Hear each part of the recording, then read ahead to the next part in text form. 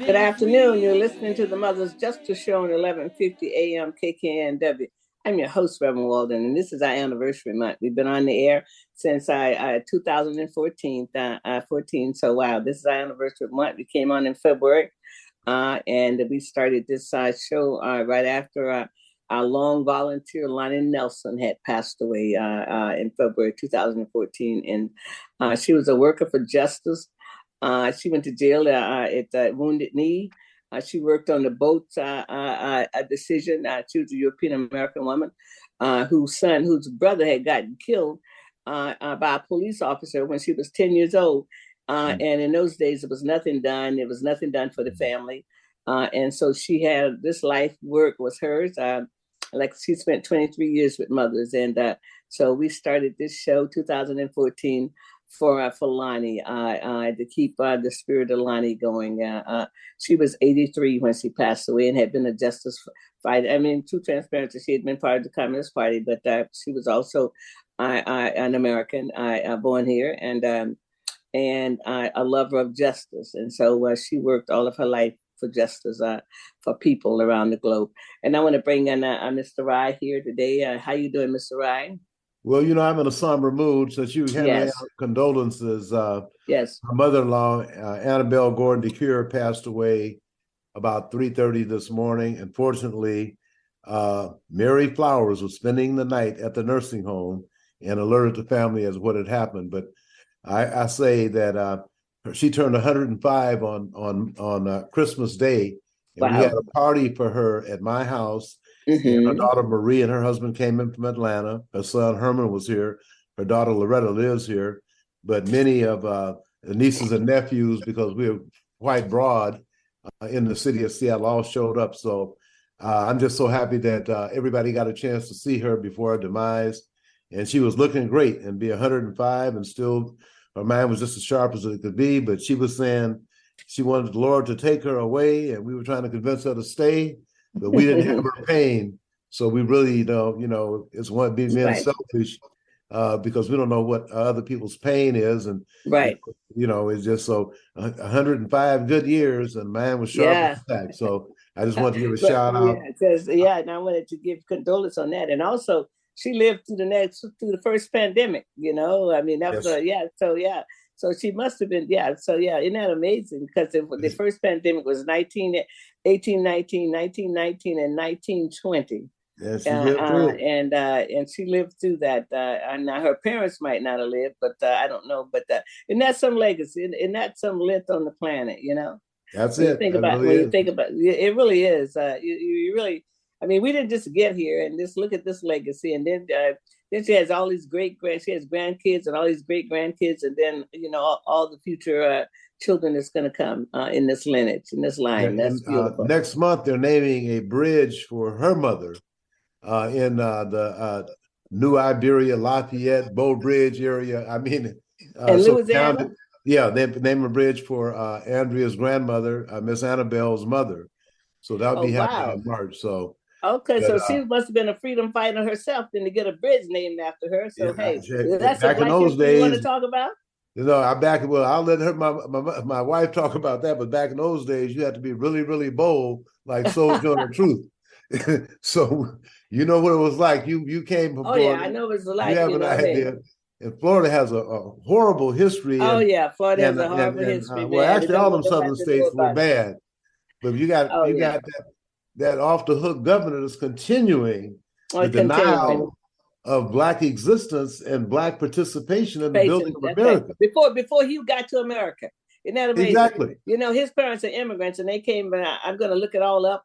I'm going to find all the details when they came to America to see if they came to Louisiana or if they went to New York, because a lot of them got to Louisiana because they weren't giving the free slaves no job. They opened up the borders. And a lot of Italians came in, be able to check the white box, and they worked in Louisiana, brought all that flavor that they brought from Italy, but they also brought racism. I mean, and that's the same time that the Supreme Court justice that passed away, his folks came. He was an Italian. His folks also came. He was the Chief Justice before Roberts, and he passed away. He was, No, No. Leo is still alive. Okay. He was had some kind of gun thing, and he died. Rehnquist. Okay. Yeah, I he's said Alito because Italian. he sounds more Italian. Well, yeah. His folks came in the late 1800s. Right after they opened the border, because they were determined they weren't going to bring it, and then they brought the Chinese in the 1880s to build the railroad. Everybody else came in after the end of slavery. So I'm gonna find out when he came. But Brian, the governor of Florida don't want people to know that at one time Black folks were in Congress, in the Senate. The governor, lieutenant, Secretary of State in South Carolina, Pinchback was the governor of Louisiana. Right. But that's critical race theory to talk about the brutality. And Florida has a horrible history. A horrible record. Brutality. And growing up, I didn't know all that. I didn't know about Rosewood. No, and then all this stuff. It was mass graves found from the people. They used to send boys to the formatory school when they were unruly. And they gathered. The court would send them there. And there's a mass grave that was found in Florida also of young boys that had been killed and buried there in Florida. And then, you just had the one celebration, the one that you were talking about there in Orlando. It's Okio or something like that. Yeah. That was in 1920. I didn't know about any of that. They're hiding our history from us, and I'm glad that hiding people do research and they're exposing the travesty as well as all the work we did. It was like Congresswoman Alma Adams from North Carolina. She said, "Well, Eddie, they didn't have ladders. They had black men standing on each other's shoulders. If anything fell and they broke their leg or their arm, they just had to lay there." So but also that's how the roads got built in Louisiana and all this with the chain gang. Because if you didn't have a job, that's when the first loitering laws came on. If you didn't have a job, you were standing around idle, then they arrested you, put you in peonage, and then put you on the chain gang. That's how some of this stuff got built in America.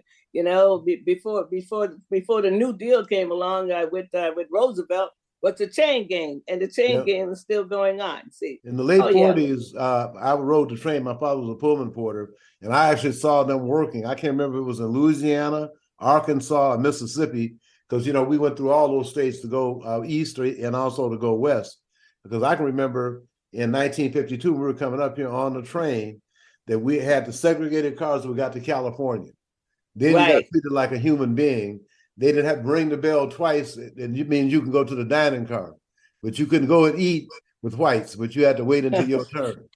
And one thing about it, since my father was a Pullman porter, the folks in the dining car knew our family well, so we got treated royally. So I want to make sure people know that too. He was also, since this is Black History, in 1949, he was appointed by A. Philip Randolph to be the Northwest organizer for the Brotherhood of Sleeping Car Porters. Well, they started coming up here, and he had a room up here with the Madison family, who owned, the Morgan family, who owned the Madison Street Cafe.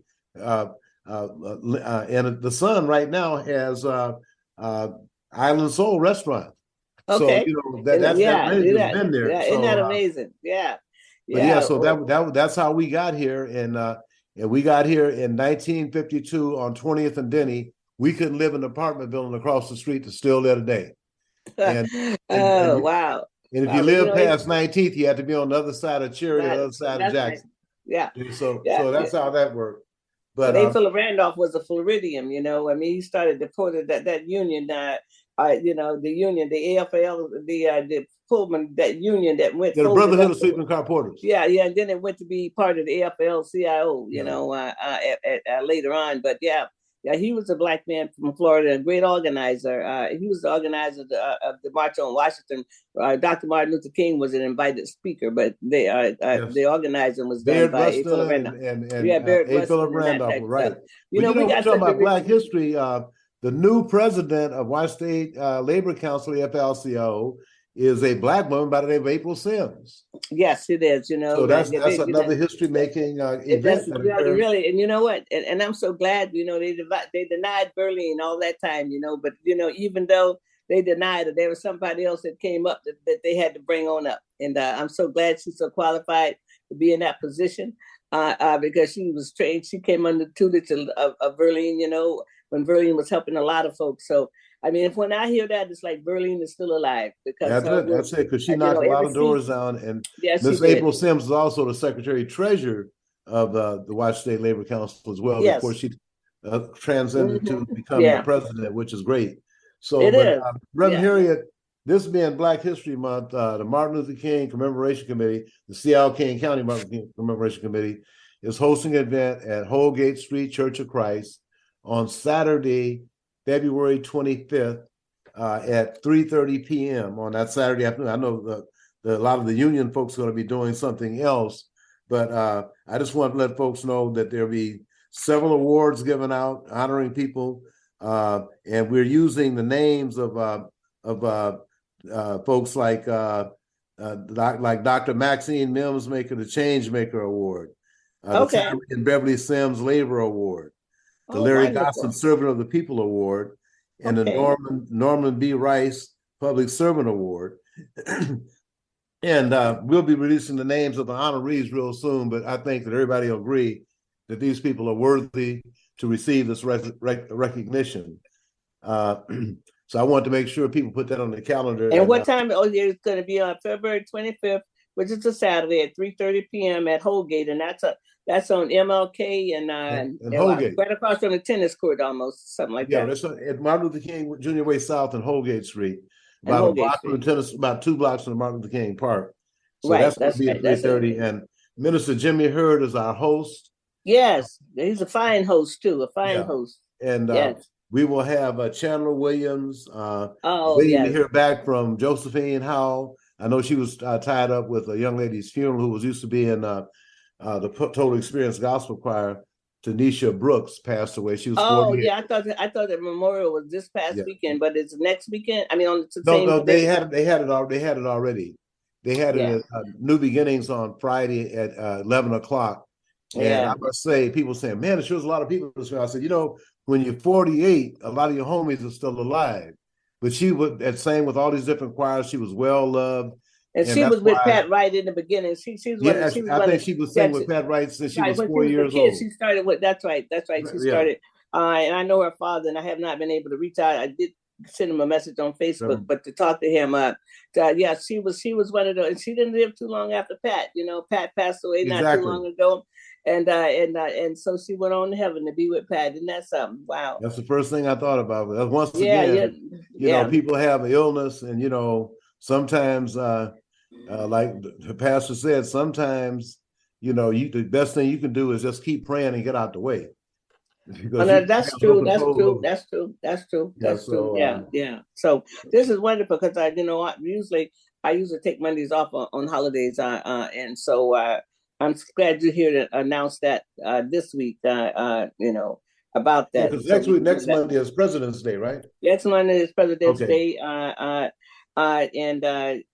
I'll make sure, because I want to also make people, I also want to announce that we have a podcast. And so if people missed this, today they can also listen to our podcast on the same, on 1150. So anyway, so this is good. You're probably on Alexa too. Have you asked Alexa?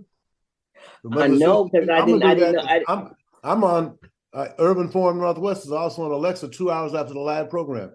Eric does a good job.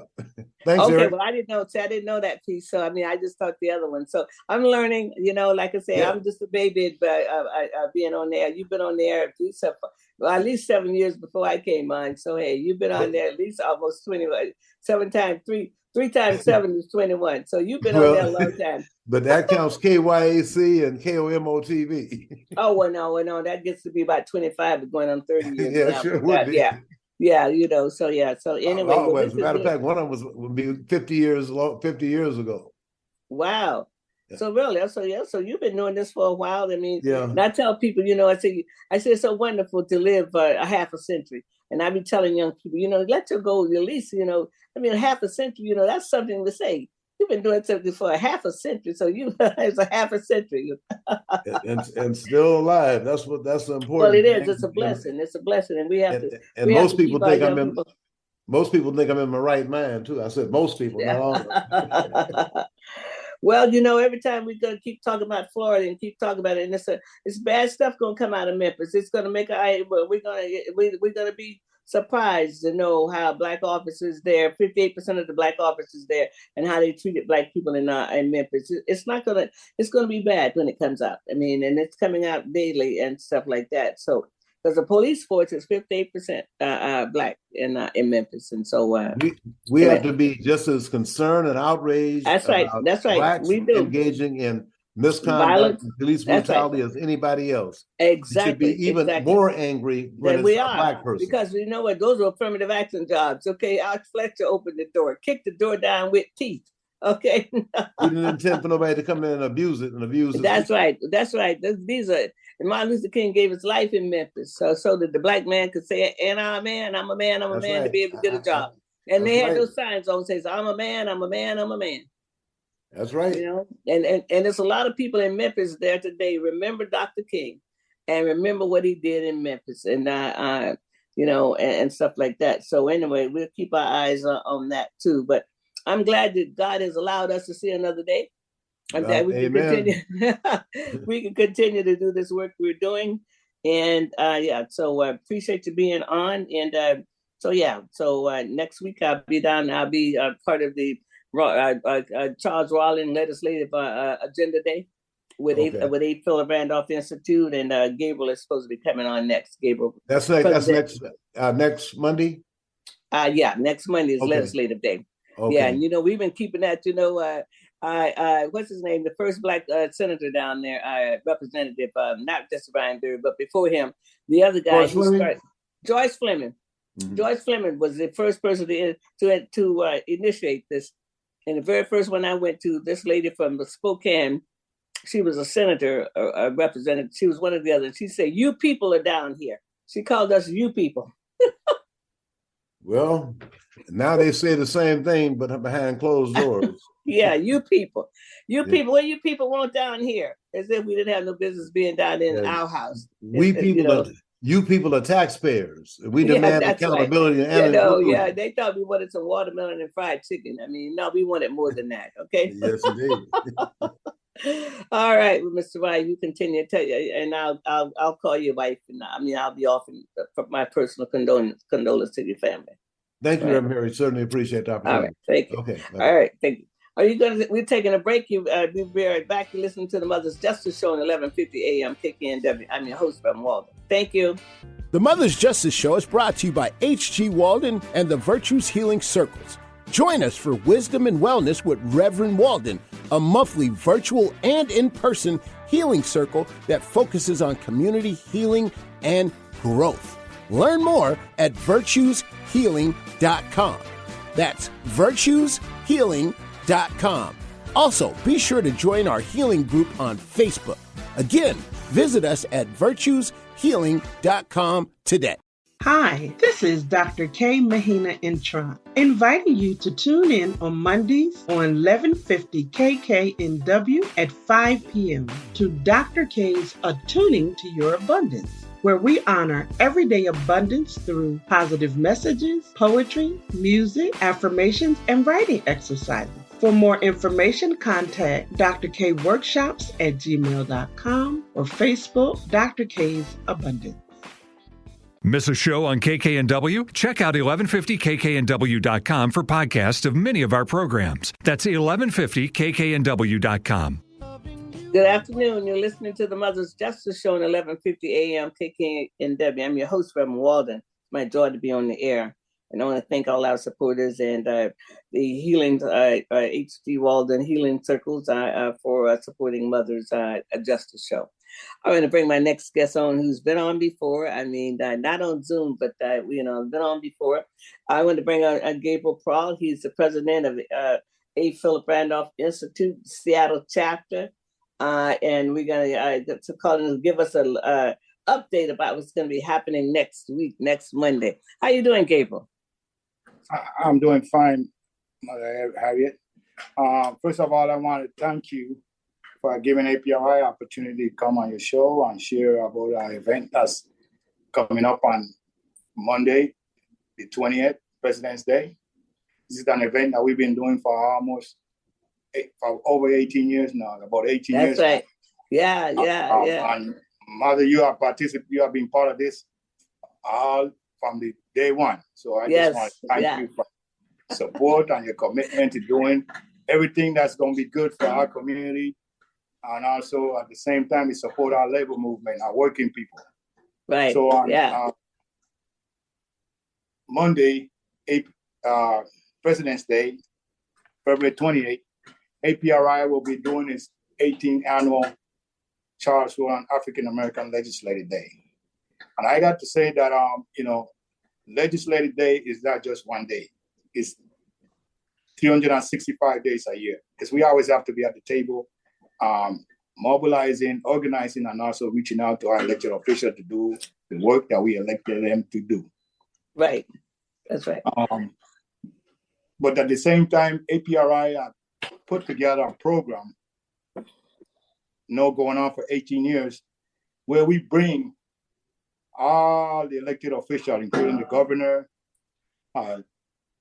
departments of heads, and our senators, and our legislators, to come in one room, one place, and give a report to our community and our labor movement, our labor organized movement, to share the work that they're doing and to be able to reach out to the constituents and give a report. It's been happening for quite a while, and I think it's very great thing to do, to be able to get, instead of going and visit each legislator one by one, we able to bring them together in one room. And I just want to thank the governor and every other legislator and senator that's been participating in it for the past 18 years. This year, we got the governor security to participate. We got the heads of state of our lead departments, and we have some of the senators and some of the legislative caucus members. Mm-hmm. And we got a program that's set up. Not only, but we have young people participating. We got presentation from other organizations and other groups that's been working with us to make this program a great day for us. It also gave the opportunity for us to highlight to the state, the city, the nation, and even around the world, because we're doing it on Zoom this year. We have done it on Zoom since the COVID, trying to make sure that we keep people safe. Right. But it also gave the opportunity to highlight those leaders that are doing the work in our state and making an example of what they're doing to other states, so they can probably do the same too. Because if you're doing something constructive and good that's working for the community and the people, then you need to share that around the world so people know what works and what doesn't work. Right. Yeah. So, we asking people that are listening to your show to join us. You can register at apricseattle.org. That's apricseattle.org, and join our Zoom meeting. And I think when you see this event, you will leave with something in mind, some education, because our purpose is to educate our community, educate people on the things that needs to be done to make things better for our humanity.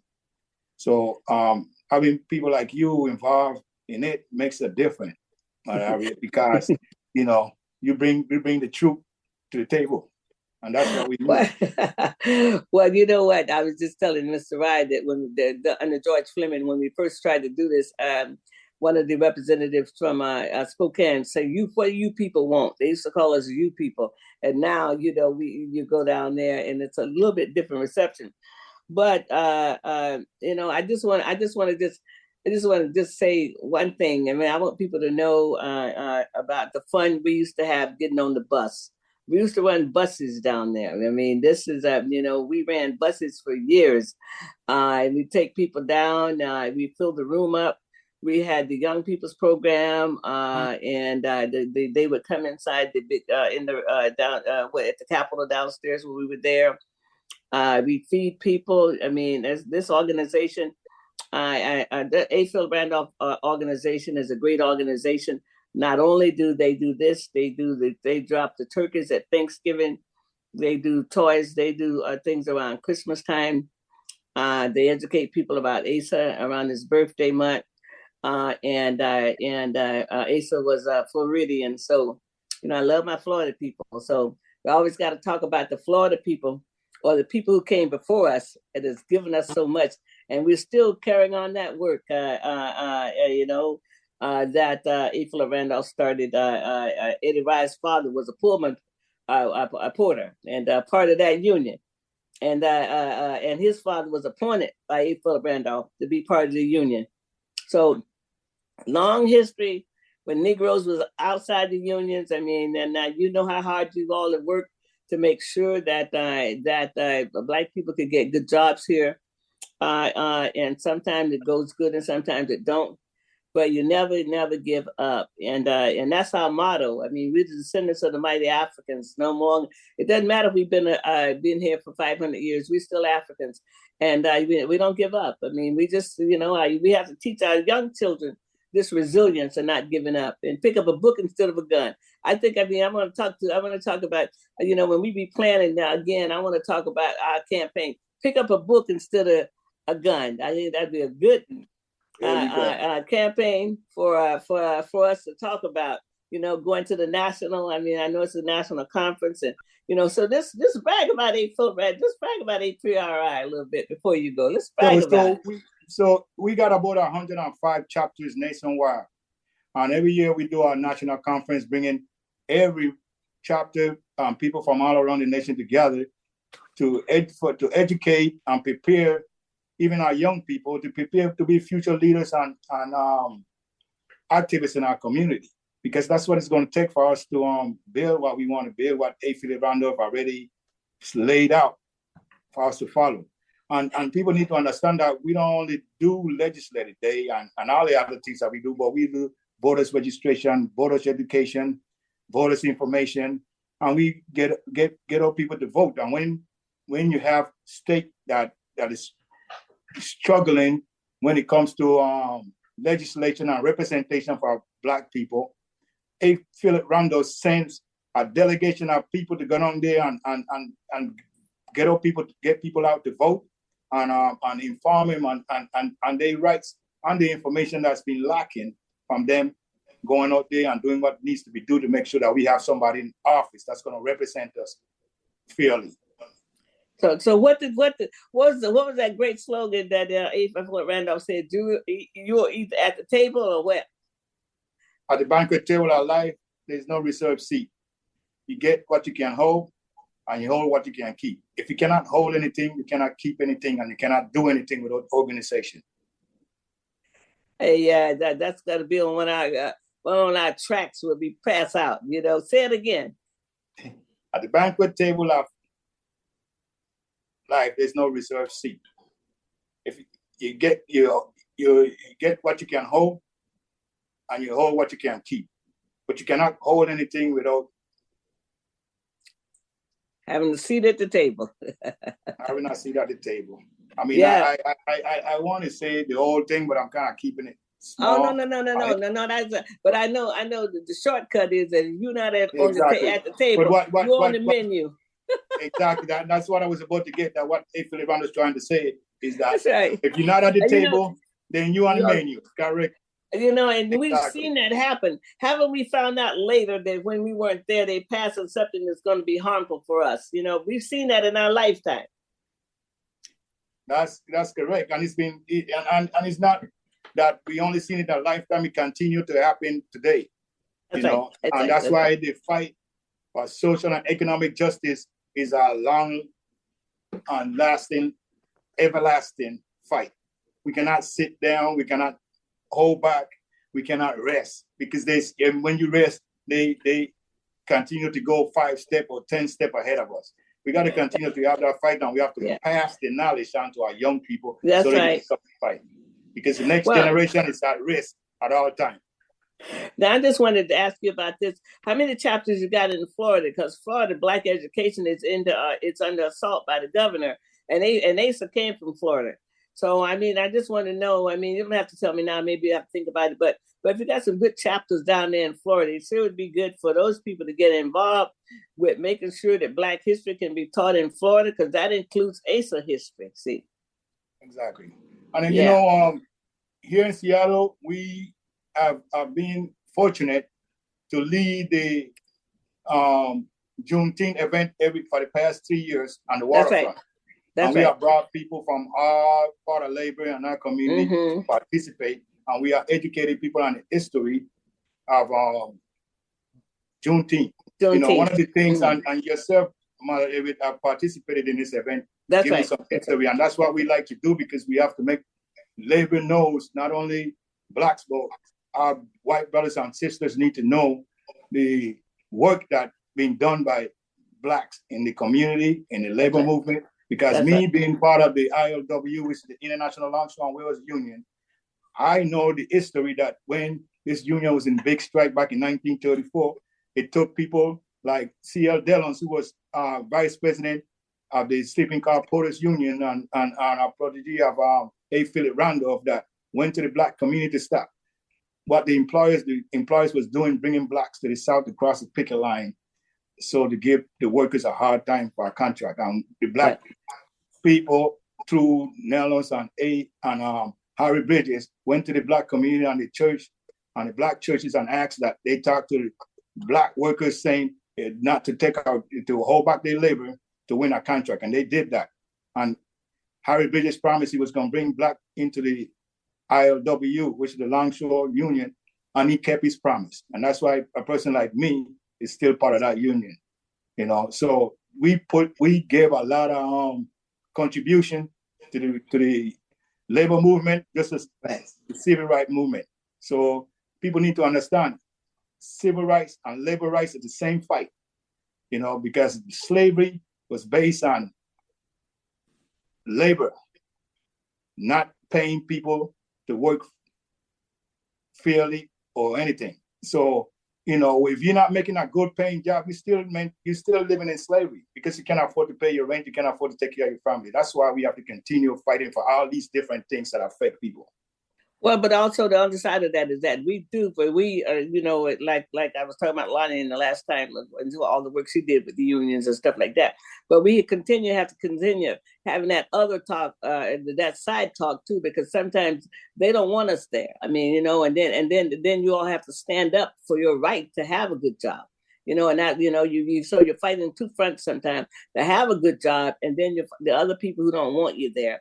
And so, you know, I'm glad for Asa and the work that he did. I mean, he was a little bit against Marcus Garvey, but he came to understand that Marcus Garvey was right, that we need to do for self.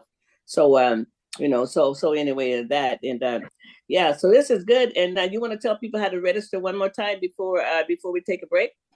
So to register, you can just visit APRI Seattle. That's APRISeattle.org.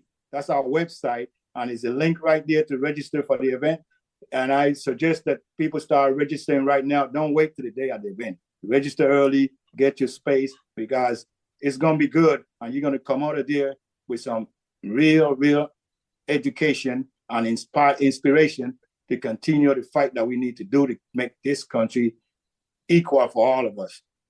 And that's right, and equally for us, and then everybody who's come after us, because we've been here before the Civil War, and we have to remember who we are. We've been here long before everybody else came, and this is really what's good about you all. What's good about what's happening here with A. Philip Randolph Institute. It's like it continues. You know, it continues to do the work in the community. I'm registered. I registered early, so if anybody wants to know, I'm already registered for the conference for Legislative Day, and you know, hopefully, you know, after a while we'll be back down there. We're still down there, but you know, I mean, you know, this technology is a curse and a blessing. It's absolutely a blessing, because if we had not had it, we would not be connected. And look now, we're connected around the world.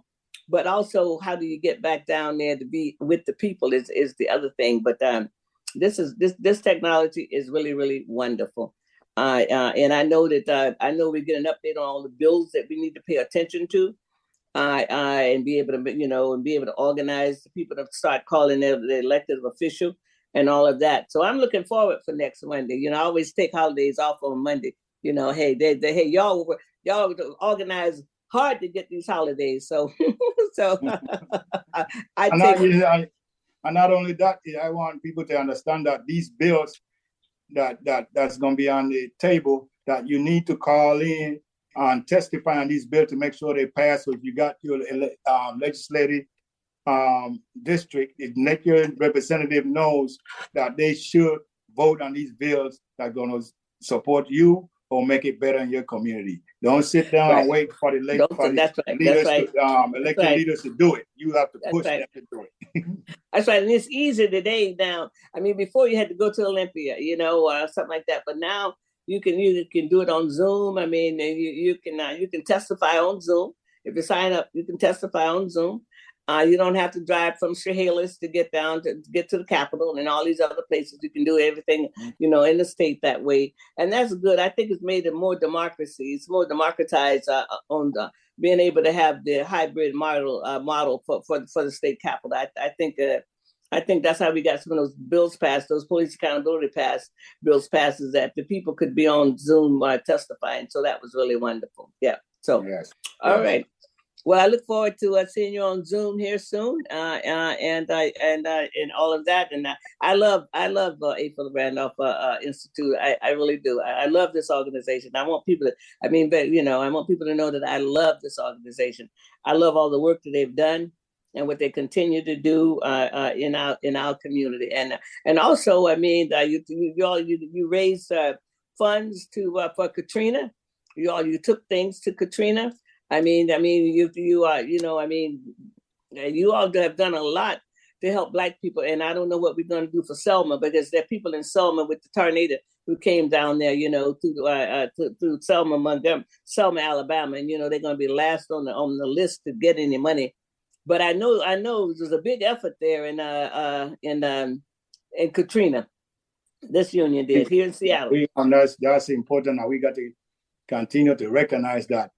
There's Black all over the world that's been, when slavery was around, they didn't just drop us off in America. They drop us out in the West Indies. Everywhere. Oh yeah.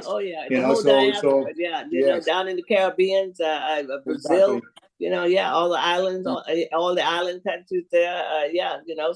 And then what I like is you've helped people around the world. I mean, really. Exactly. I mean, yes.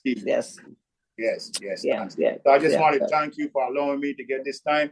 And people need to understand that Mothers for Police Accountability has been doing a lot of work for a long time as well. I'm working in partnership with APRI. So, that's right. When you get a group of people that are doing good work, you got to continue.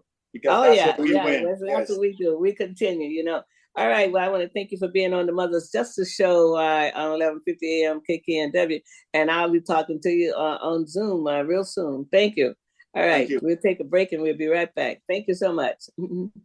The Mother's Justice Show is brought to you by H.G. Walden and the Virtues Healing Circles. Join us for Wisdom and Wellness with Reverend Walden, a monthly virtual and in-person healing circle that focuses on community healing and growth. Learn more at virtueshealing.com. That's virtueshealing.com. Also, be sure to join our healing group on Facebook. Again, visit us at virtueshealing.com today. Wow. Good afternoon. You're listening to the Mother's Justice Show on 11:50 a.m. KKNW. I'm your host, Reverend Walden. It's my joy to be on there. Thank you, Eric. That's such a nice song. I mean, I discovered this song late in life. I mean, really, truly, I just discovered it a few years ago. And it's been around a long time. It's amazing about what music you don't know. So much music out there. But anyway, that song is just really, and this is Black History Month. And of course, we're going to talk about Black history the whole year because we can. I mean, every day, every time I'm on, I'm going to have something to say about Black history. And of course, Mr. Rye, if you were here, and also Gabriel, talking about Black history, because we can't help but talk about it. We've lived it. I mean, this is our life. This is our lived experience. And nobody can deny what our lived experience is. Nobody can deny that my grandmother's first husband got lynched by some white people. I mean, and they, at the end, they nothing happened. I mean, and they, and that was in the in the early 1900s, because I think she married my grandfather in like 1920 or something like that, I believe, early. And so, of course, she lived through the pandemic too. She was born in 1889. So these are our lived experience. And I think most people don't understand that we've been here before the Civil War. Our ancestors was already here during the Civil War, before the Civil War. The last slave ship was supposed to have come in the 1830s. Now, there was another slave ship that was supposed to have been trying to sneak into America, and there was a storm in Alabama, and the ship shipwrecked there, and they call that town Africa Town. And there's a town there in Alabama called Africa Town. They were the last slaves, human beings that was probably as Dr. Edwin Robertson says, they were prisoners of war, and not slaves. These were prisoners of war, and it was a town called Africa Town there in Alabama. But I think that if we set the history right, most Europeans came to America after the Civil War, and after between the mass people came anywhere between the late 1800s up until the 1940s. Okay, and the previous mayor again, I asked him when did his ancestors come to America. He said in the 1930s.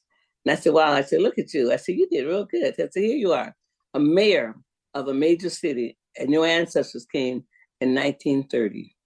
I mean, that's a remarkable transformation for people who came through Ellis Island, and most of them was poor, and not too many rich people was coming. And now look at that progress. And so here we are, 159 years after Lincoln signed the paper, and still fighting for Black history. I mean, you know what I mean? Because I am from Florida, and I understand what's happening. And so the governor from Florida is an immigrant. He said his family immigrated to America after the Civil War. Sometime I'm gonna find that out. Probably sometime in the late 1890s, or maybe later than that. But the nerve of people who just got to America, because you have to understand, we've been here since 1419. Okay, that's a long time. That's a long time. So if and no, we might not know what ship we came on, but there's going to be a museum opening up in Charlotte, South Carolina, to have more information about the ships that brought human beings to America there. And I became a charter member, little old me. And as soon as it opens, I'll have more information. And I have a cousin down in, she'll be on my show. I mean, I got lots of cousins of Waldens. I mean, you know, the guy named Martin Walden came, and his brothers came to America from England and started a plantation there in Augusta, Georgia. So it's a lot of Waldens up and down the East Coast, and most of them are related to me. So I have lots of cousins, and they all trying to, you know, all doing a variety of good things. But she's a historian, and she's been working on this lineage. And so she's going to have a conversation about that, because we have a story. And that's why this song is so good, Holy, Holy. We have a holy story, and we have to tell our holy story. We have a righteous story. And there's this poem called Desiderata, and it says, you are a child of the universe. No less than no less than the moon and stars, and you have a right to be here. And so we, as the darker brother, as Langston Hughes would say, have a right to be here. We have such a right to be on this planet. How could we not have a right? Life begun in Africa. That's been, you cannot defute that now. I mean, no matter how you twist and turn on anthropology, life begun in East Africa, you know that. And so, the mighty Africans left Africa over 250,000 years ago upright and peopled the world.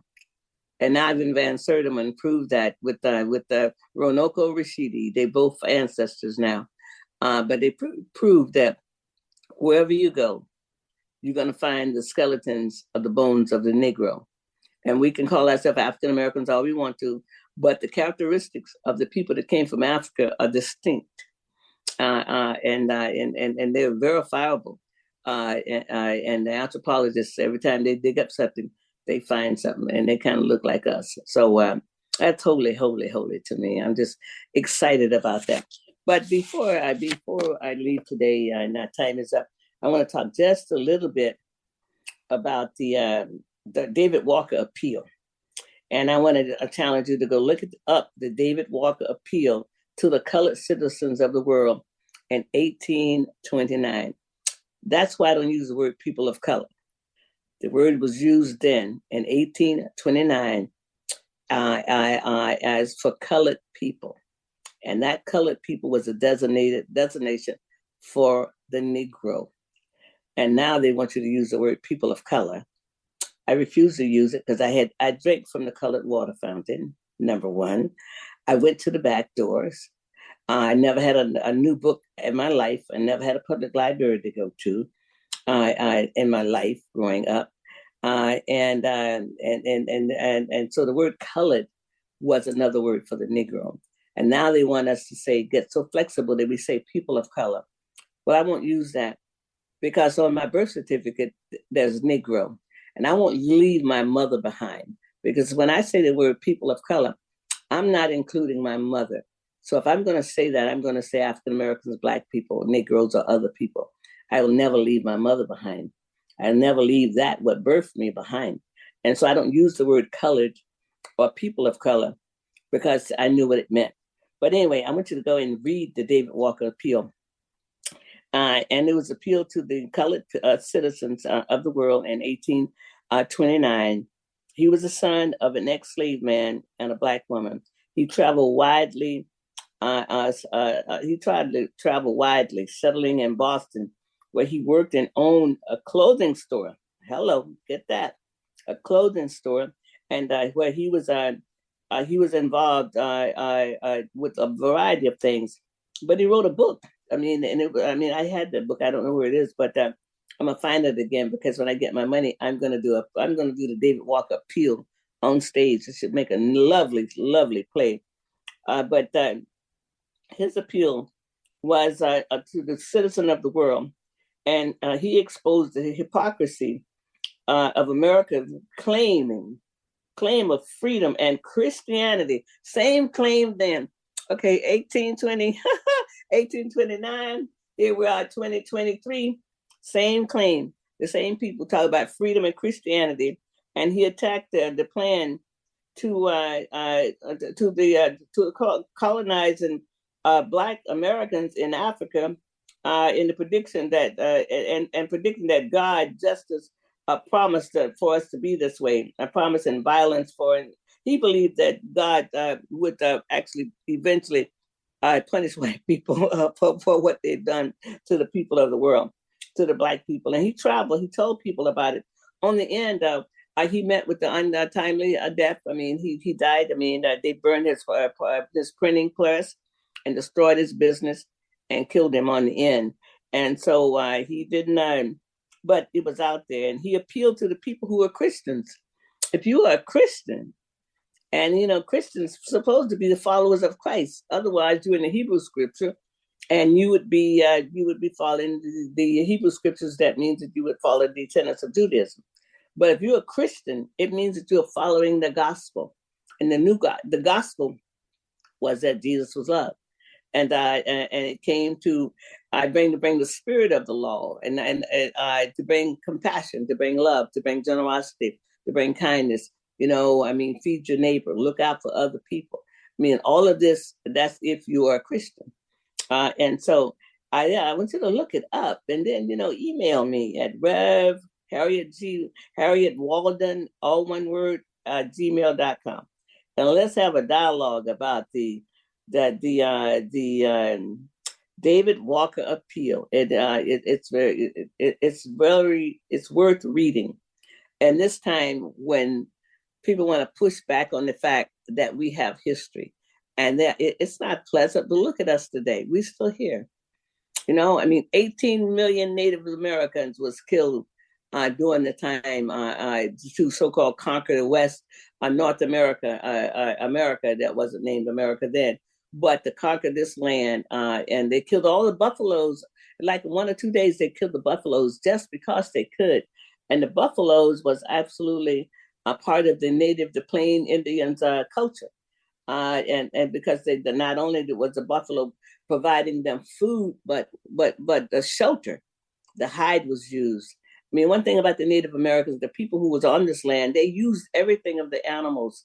They made soup from the bones of the animals. Same way with the salmon and stuff like that. So anyway, talk about not wanting history to be told. Well, truth pressed down will eventually come. And next time I'm going to talk about I'm going to talk about Henry Berry and what he had to say about the Negro in Mecklenburg, North Carolina in 1832, I believe it was, because I want to bring all this together so we can understand our journey, this illustrious journey that we've been on here in North America all these years, a journey. And so anyway, this is wonderful. I am a historian. I'm a closet historian. I love history. History is absolutely my Bible, because if we can connect the dots, we can be free.